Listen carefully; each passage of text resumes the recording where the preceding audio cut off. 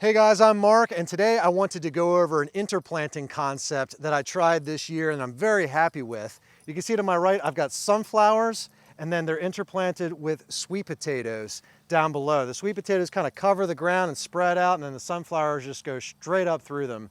So I'm using sunflowers here, in this case, as my dividers between my different sweet potato varieties. So I've got my tall branching sunflowers here. This is a Florenza type is the name of this one, and they're just starting to bloom out. They look good. The seeds for these, well, everything in this bed was done on the 14th of July. So that's when the seeds were planted for these guys, all the rest of the sunflowers, and then the sweet potatoes were planted in here in 4.5-inch pots, which is very late for sweet potatoes, but we're gonna see what I can do. If I have to cover them over with frost blankets towards the end of the season to try to extend out the season, I'll try that, we'll see what happens. But they're looking really good right now. These tall sunflowers here, this is a Sunrich orange single stem sunflower. They're looking very nice. I'm not entirely sure what the purpose is of having a 7-foot tall single stem sunflower, but that's the way they turned out, and they do look very, very nice. We're past the Japanese beetle season now, so the blooms and the petals are all intact from one to the next. So when they get cut off tomorrow or the next day and get put into vases, they're just gonna look really sharp up close. But this next variety of sweet potato here that I've got in the middle is called Orapeake White.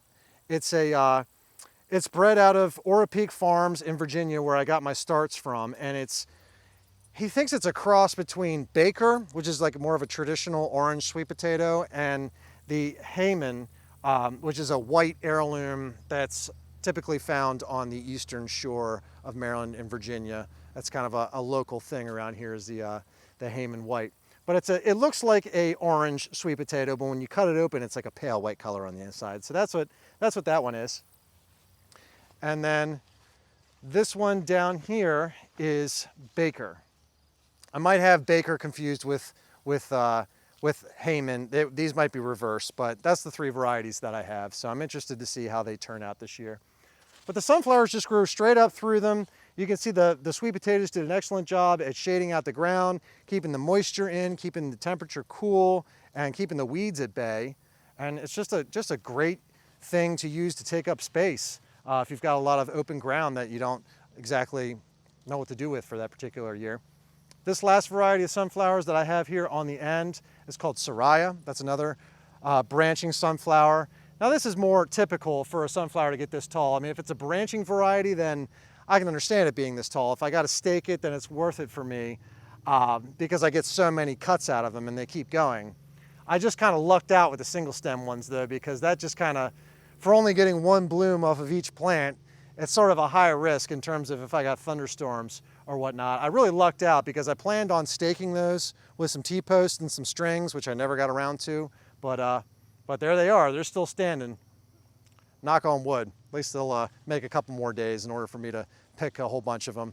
But while I'm out here, I did want to show you, I did a video on these peas.